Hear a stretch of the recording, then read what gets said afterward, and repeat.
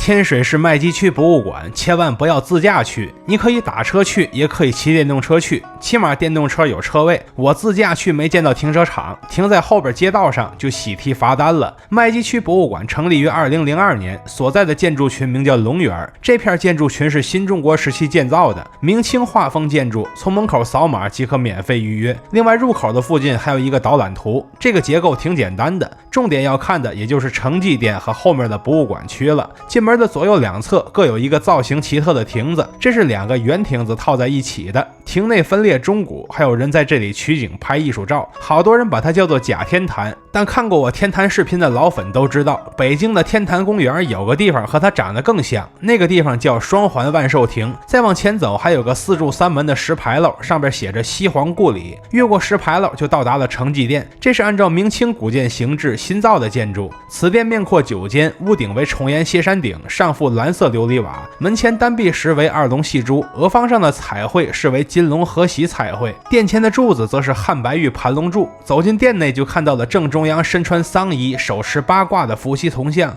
伏羲像头顶这镂空浮雕，看起来还挺精巧。伏羲像的两侧是历代英贤的铜像，我们来看看都有谁。这两尊是帝王，分别是唐太宗李世民和16国时期的前秦皇帝苻坚。手持弓箭的是汉代的飞将李广，霸气老者则是西域都护段惠宗，文武双全的则是孔门72贤之一干谷人石作蜀。这尊是杀身成人的城隍爷纪信，旁边则是活了86岁的汉代名将赵充国。第三位就是我们熟悉的天水麒麟儿姜维姜伯约，其余的都不太熟悉，就不多说了。殿内还有一块1999年的古碑，内容则是龙园的兴建记录。殿内上方的壁画对应的应该是麦积山石窟的飞天壁画，而另一侧的装饰对应的应该是大地湾元素。然后从旁边的路绕过去，就来到了麦积区博物馆。大家好，我是徐工，这次一定点关注，下次旅行不迷路啊！我目前在这个地方是天水市的麦积区博物馆啊，这也是我天水之旅的最后一站，一会儿咱们就来好好的逛一逛这儿。走进麦积区博物馆，第一时间到达1楼临展厅。我去的时候，这边陈列的是建盏主题，展出的则是来自福建南平建窑的黑釉瓷器，这是和福建省联动的临展。现在这些展品在甘肃，等结束之后，据说下一站就要去青海了。言归正传，我们开始看展，就先从宋代的开始看起来。建盏身为茶盏，是点茶的重要工具。我们来看一下点茶图，说白了就是把茶捣碎了，分布冲泡。它出现的时代不会晚于唐朝，证据则是陆羽《茶经》中的记载。后来传到福建，演化出了擂茶，于宋朝传到日本，被称为抹茶。如今很多人一提抹茶，就认为这是日本东西，却忘了这门手艺的祖宗是谁。这证明我们的文宣之路道阻且长。那么宋朝的宣传做得怎么样呢？当然是很卖力了。宋徽宗赵佶就是建盏的头号带货达人，博物馆里还截取了一段宋徽宗写的《大观茶经》，但这段和建盏有什么关系？难道不应该截图这段吗？这才是句句不提，句句不离。宋代的藏品中以兔毫盏居多，这个名字大家一看就能懂，这是一种釉面形似兔毫的黑釉结晶斑瓷器，把釉料里边夹杂了少许赤铁矿，烧出来就做成了。很快我们跨越宋代来到了现代。为什么建盏从宋代直接跨越到了现代？元明清三朝完全没有传承呢？因为沏茶的方式变了，繁琐的点茶被淘汰了，改成热水沏茶了。那么用来点茶的茶盏自然也就没有用武之地了，市场没有了，工艺当然也就消亡了。直到新中国成立之后，才逐步恢复了当初的工艺。现代的建盏产品中，油滴盏比较多，这个其实和兔毫盏的原理差不多，就是磁铁里有赤铁矿和磁铁矿，然后高温下铁离子析出，在表面重新形成铁氧化合物结晶，就是眼下的这个形态。而且油滴比兔毫更难烧，如今有各种科技手段，但古代没有，其烧制难度可想而知。在当下的科技加成下，还烧制出了这种赤红釉，这在刚才的宋代区没见到，不知道其他博物馆有没有。除此之外，这个展厅中间还有一个文创售卖区，做的还都挺精致的，就是不知道谁还会用它点茶。至此我们就逛完了临展厅。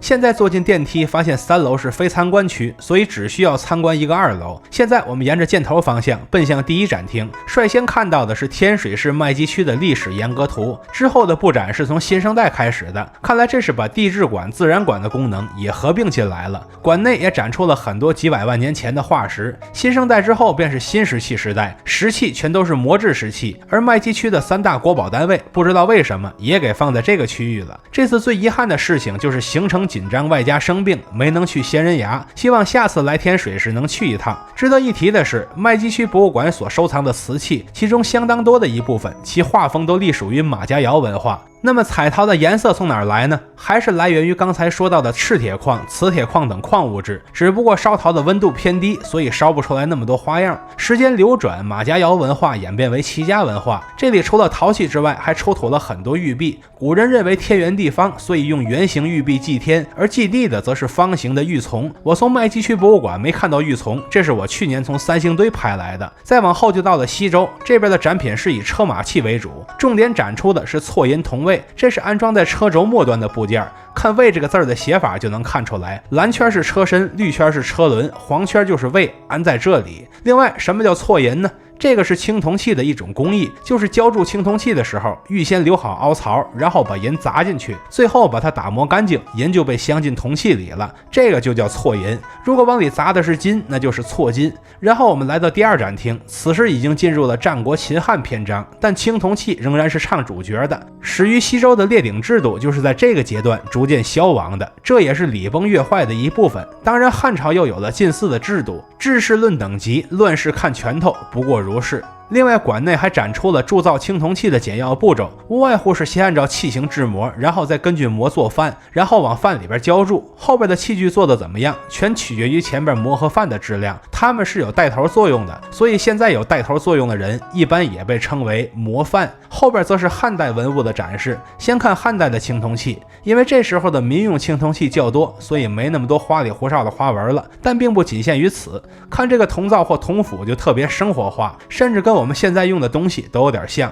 之后则进入造像区，其中以石造像为主。说到造像，当然少不了始于五胡16国的名气最大的麦积山石窟。这一组是麦积山133窟释迦惠子塑像，记录的是释迦牟尼在成佛后初次见到自己的儿子罗睺罗，想要抚摸孩子头顶，却是百感交集，那一瞬间的情感便在此刻凝结。此窟还有一尊身穿通肩袈裟、面带微笑的小沙弥，似乎有所闻、有所见、有所感，便在一瞬间笑了出来。此外还有2尊造像碑复制品，我们先看133窟10号造像碑的复制品，上面刻的全是佛教故事，但是我唯一能一眼认出来的就是这个树下出家的场景了。这个133窟16号造像碑的复制品，这个是不是太嘎嘎新了？一眼上周啊，就没啥可说的了。这一尊是麦积山44窟西魏以服氏皇后造像复制品，她本是西魏文帝元宝炬的皇后，为了与柔然和亲，元宝炬另娶柔然可汗之女为后，所以废黜了以服氏，之后又将其赐死，直到死后才共同合葬。所谓孤家寡人，不过如是。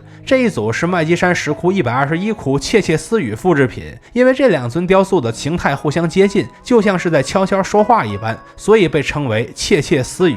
麦积复制品就这么多了，原版特窟不能拍照，这边随便拍。133窟价值180元，44窟价值100元，121窟价值100元，违章停车被罚了100元，这么算我等于赚了280元，那这一趟来得值。虽说复制品观感不如原版，但除了他们之后，也没有更好的视频平替了。下面我们进入唐宋时期，这边除了熟悉的唐三彩之外，还有一些塔式陶罐，这是魂瓶中的一类。资料说这种名器常见于佛教文化盛行的地区，而且地域性很强。我之前去过很多博物馆，也见过不少魂瓶，但这个样式的魂瓶还真是头一次见。接下来进入宋金时期，这边没有展出宋代鼎盛期的魂瓶，而是展出了很多木砖，这些砖上都有彩绘浮雕，主题则是当时的戏曲，这可能是当地戏曲留下的最早记录了。另外当时的墓室造型也很奇特，这次来不及了，再来甘肃时一定找个墓拍视频。下个单元是宋代青铜器，商周时鼎是国家重器，宋鼎就小巧了很多，开始从重器往气氛组转化了。展出较多的是青铜镜，大都是熟悉的花纹、熟悉的故事。重点关注一下这面规矩铜镜，它有个国际化的名字叫 TLV 铜镜，因为上面同时有 T 形纹、L 形纹、V 形纹。这种花纹实际上起源于汉代的六伯旗，花纹元素也是一脉相承。现在我们再切回规矩铜镜，你应该能看出不一样的地方来了吧？再下个单元是宋代瓷器，重点介绍的当然是耀州窑。关于耀州窑，之前在天水世博和成纪博物馆都介绍过了，此处不再赘述。